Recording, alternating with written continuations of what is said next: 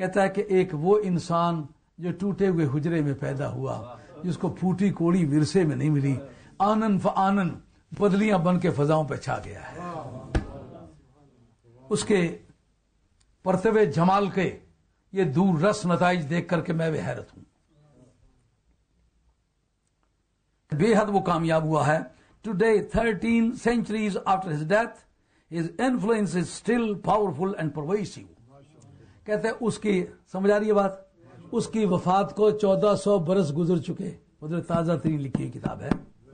اس کی وفات کو 1400 برس گزر چکے ہیں، لیکن ابھی تک اس کا اثر پورے چوبنوں پر ہے. ہاں، دنیا کے جس خطے میں بھی جاؤ، کان جدھر لگائیے تیری ہی داستان ہے. عرش پہ تازہ چھیڑ چھاڑ، فرش پہ طرفہ دھوم دھام، کان جدھر لگائیے تیری ہی داستان. آگے دیکھیں لفظ ایک بولا جو سنیوں کی حمایت کا ہے.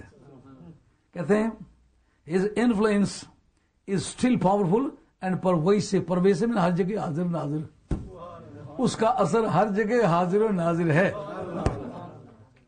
آگے دیکھیے اسی کا وہ ذکر کرتا ہے حضرت عیسیٰ علیہ السلام کا. کہتے ہیں کہ میری اپنی سوچ کے مطابق جو عیسائی ہیں ان کی تعداد مسلمانوں کے مقابلے میں دگنے سے بھی کچھ زیادہ بنتی ہے. لیکن یہ بات بڑی حیرت کی بات ہے کہ پہلا درجہ سرکار کو دیا جاتا ہے. ذرا اندازہ کریں جناب، توجہ فرمائیں. میں کہتا نا سرکار کو پہلا درجہ دیا جاتا ہے، یہ بات آپ کی سمجھ میں بھی آتی، میری سمجھ میں بھی آتی. عیسائی ہے اور سٹانچ قسم کا عیسائی ہے، وہ کہتا ہے پہلا درجہ سرکار دو عالم علیہ السلام کو دیا جاتا ہے. پوپ صاحب اپنی دنیا سے آشنائی ہونی چاہیے تھی آپ کو. کہتے ہیں کہ how then is one to assess the overall impact of Muhammad صلی اللہ علیہ وسلم on human history. کہتے بہرحال اس کا کوئی ضرور اندازہ کرے کہ نبی کریم علیہ السلام کی شخصیت کا انسانی تاریخ پر کیا اثر پڑا ہے. Like all religions, Islam exerts an enormous influence upon the lives of its followers. کہتے باقی مذاہب کی طرح اسلام بھی اپنے ماننے والوں پر ایک اثر چھوڑتا ہے. It is for this reason that the founders of the world's great religions all figure prominently in this book. اسی کا یہ نتیجہ ہے کہ میں نے تمام مذہبی پیشواؤں کو اس کتاب کے اندر بڑے ممتاز طریقے سے ذکر کیا. Since there are roughly twice as many Christians as Muslims in the world. ایک اندازے کے مطابق کہتا ہوں کہ پوری دنیا میں عیسائی مسلمانوں کے مقابلے میں دگنے ہیں. But it may initially be seem strange that Muhammad has been ranked higher than Jesus.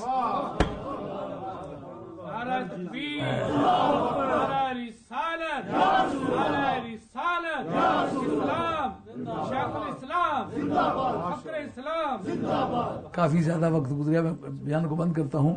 بہت دلچسپ باتیں ان دنوں میں دریافت میں آئی ہیں، لیکن اس جگہ آپ ایک نظارہ یہ دیکھ لیجئے، مسلمانوں کے گھوڑے یا سمندر کو پار کرنے لگے اس طرح کے گھوڑوں پر وہ سوار تھے. ہاں جنے ہوئے کہ نہیں ہوئے؟ ہاں مجھ نہیں تو کچھ بھی نہیں. جنی نے مچھا تک ویر بابا، تلوار تک جنے نہیں. گھوڑی حضرت اتنی باقی ہے، اور میں گھوڑے رکھنے والے خاندان میں ہاں.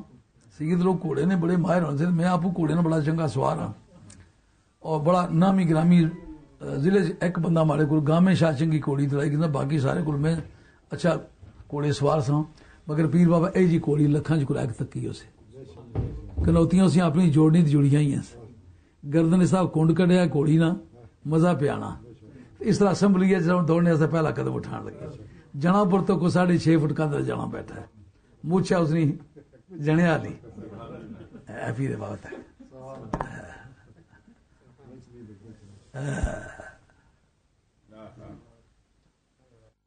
جب ان لوگوں نے سمندر پار کیا ہوگا سرکار کی یادگاروں کو زندہ کرنے کے لیے، تو کیا وہ سہانے منظر ہوں گے.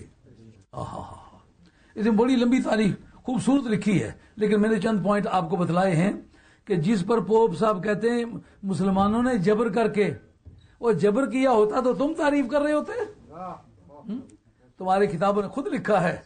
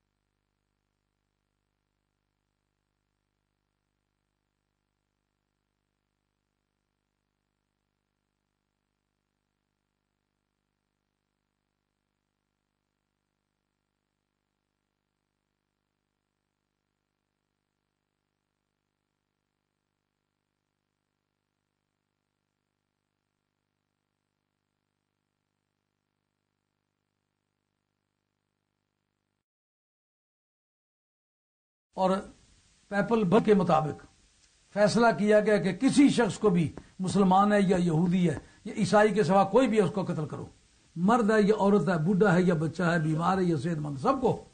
اس حد تک ہوا کہ ان کے گھوڑوں کے سوار بیت المقدس کے اندر سین سے گزرتے ہیں تو گھوڑے کا سوار اس کے لگام، منہ والا لگام جو ہے وہ اس خون سے بھرا جاتا ہے، یہاں تک خون کھڑا ہے بیت المقدس شریف کے اندرونی حصے میں، اور شاہ سوار کے گھٹنے جو ہیں سوار ہو کر خون میں بھیگے ہوئے ہیں، یعنی خون کی سطح اتنی بلند ہے کہ گھوڑا بھی ڈوب رہا ہے، گھوڑے کا منہ بھی ڈوب رہا ہے اور شاہ سوار کے گھٹنے بھی ڈوب رہے ہیں۔